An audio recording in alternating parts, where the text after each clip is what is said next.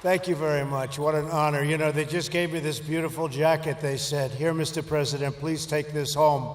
I said, "Let me wear it." And then they gave me the beautiful hat. And I said, you know, maybe I'll do that. We have a great Make America Great Again hat, but I say, this is a special day, we're wearing this, right? So I have no idea how it looks, but I think it looks good. It's a great looking hat. Just like this is a great looking ship. Thank you. I'm privileged to stand here today with the incredible men and women of the United States Navy. American sailors are the best war-fighting sailors anywhere in the world, and it's not even close. And Susan, I am so glad you could be with us. I know how hard you work, 17 visits, and she wanted things done right. I will tell you, they told me she wanted this one done right in honor of both of her parents, who were great, great people. And we wanted to introduce this beautiful vessel to the American people, and I wanted to be here. I wanted to be with you. So, Susan, and to your family, unbelievable job. Unbelievable. The soon-to-be commissioned Gerald R. Ford, USS. What a place. It really feels like a place. You stand on that deck, and you feel like you're standing on a very big piece of land, but this is better than land. It'll not only be a great symbol of American strength, but a great legacy for your father and our former president, Gerald Ford. President Ford was a Navy man. By the way, he was also a great athlete, for those of you that didn't know. He saw action in the South Pacific during World War II. He served this country with honor in the military, in Congress, and in the White House. The proud dignity of this ship is a fitting tribute to Gerald Ford, the man and the president. Congratulations to all of the men and women who helped build it. This is American craftsmanship at its biggest, at its best, at its finest. American workers are the greatest anywhere in the world. This warship and all who serve on it should be a source of shared pride for our nation. We're joined today, better believe it, right? Better believe it. Better believe it. And by the way, we're going to soon have more coming.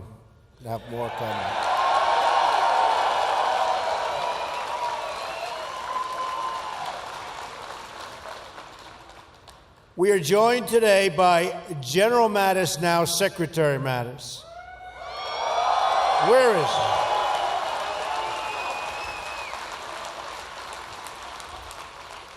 Who will be charged with overseeing this great rebuilding of our military might. We will give the men and women of America's armed services the resources you need to keep us safe.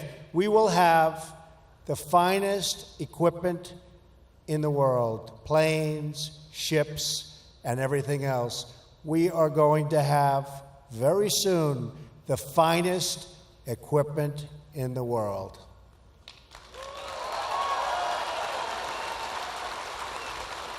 We will give our military the tools you need to prevent war and, if required, to fight war and only do one thing. You know what that is?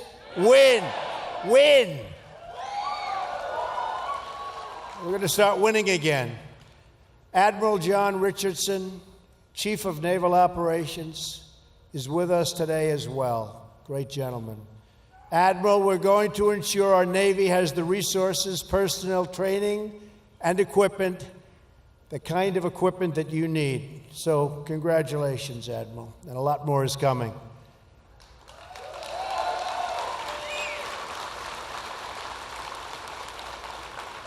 Let me congratulate Captain Richard McCormick, Commanding Officer of the Gerald R. Ford.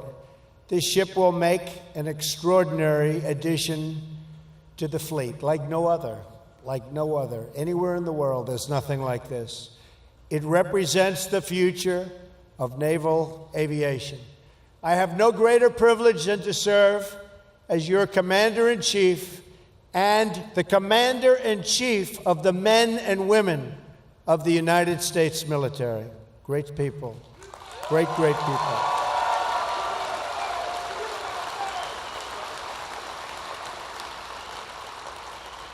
I salute you, and I salute our sailors. I will always support you and your mission.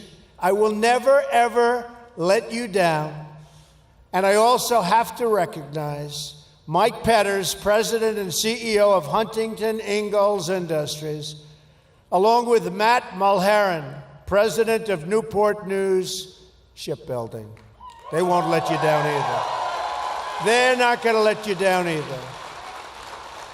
To those who serve our nation in uniform, and to those who build the instruments of our defense, I thank you on behalf of our nation. I agree. Our carriers are the centerpiece of American military might overseas. We are standing today on 4.5 acres of combat power and sovereign U.S. territory, the likes of which there is nothing to compete. There is no competition to this ship. It is a monument to American might that will provide the strength necessary to ensure peace. This ship will carry 4,500 personnel and 70 aircraft and will be a vital component of our defense. This carrier and the new ships in the Ford class will expand the ability of our nation to carry out vital missions on the oceans to project American power in distant lands. Hopefully, it's power we don't have to use. But if we do, they're in big, big trouble.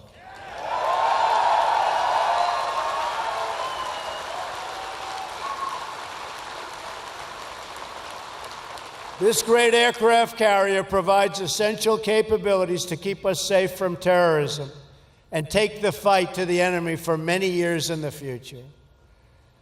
The great Admiral Nimitz, who commanded the U.S. Pacific Fleet through the Second World War, once said, "It is the function of the Navy to carry the war to the enemy so that it will not be fought on U.S. soil." True.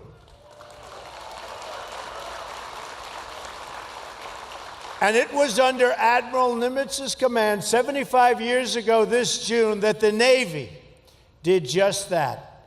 At the Battle of Midway, you've all known about the Battle of Midway, where the sailors of the U.S. Navy fought with a bravery that will be remembered throughout the ages. Storied bravery throughout the ages. The backbone of the American fleet at Midway was 3 beautiful aircraft carriers, the Yorktown, the Enterprise, and the Hornet. All 3 were built with American hands right here at the Newport News shipyard.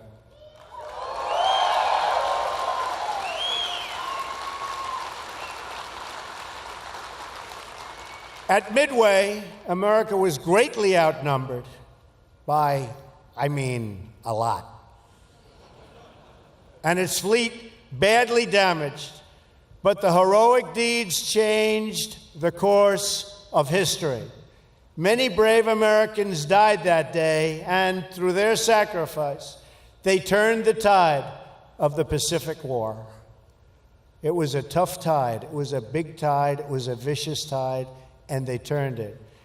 Countless other Americans in that war, some of them parents and grandparents to people in this room today, came home thanks to their very heroic deeds. The sailors at Midway are part of a long line of American heroes, an unbroken chain of patriots from each generation to the next, who rose to defend our flag and our freedom. That legacy continues today as American warriors protect our people from the threat of terrorism. On Tuesday, in my address to a joint session of Congress, I ask Congress to eliminate the defense sequester and to support my request for a great rebuilding of the United States military and the United States Navy.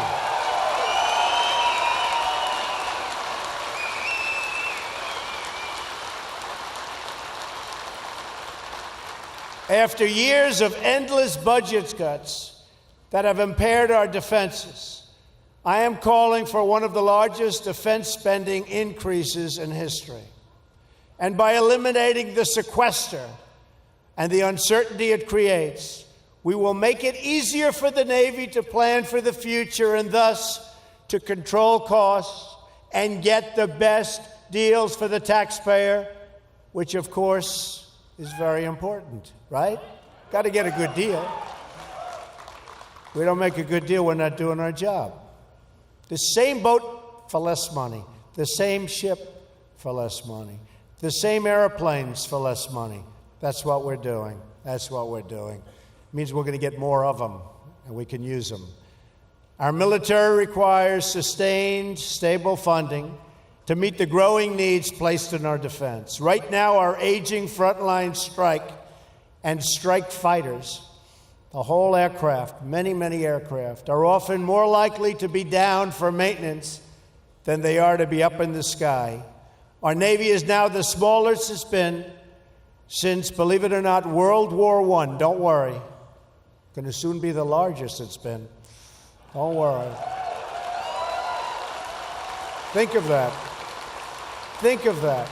In these troubled times, our Navy is the smallest it's been since World War I. That's a long time ago. In fact, I just spoke with Navy and industry leaders and have discussed my plans to undertake a major expansion of our entire Navy fleet, including having the 12-carrier Navy we need.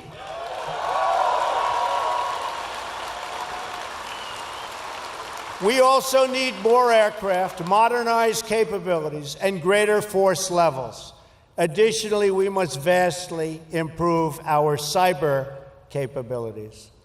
This great rebuilding effort will create many jobs in Virginia and all across America, and it will also spur new technology and new innovation.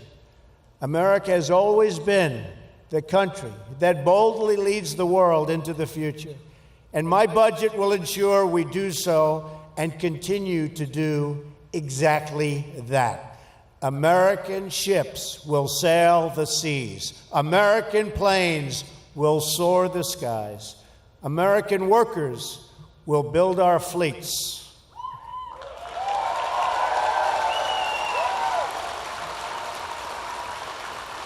And America's military will ensure that even though the darkest nights and throughout, a bright and glowing sun will always shine on our nation and on our people.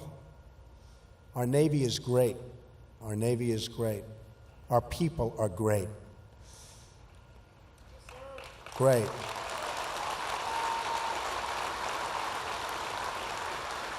Our republic will meet any challenge, defeat any danger, face any threat, and always seek true and lasting peace. May God bless our military. May God bless our Navy. May God bless the wonderful Gerald Ford family. And may God continue to bless the United States of America. Thank you very much.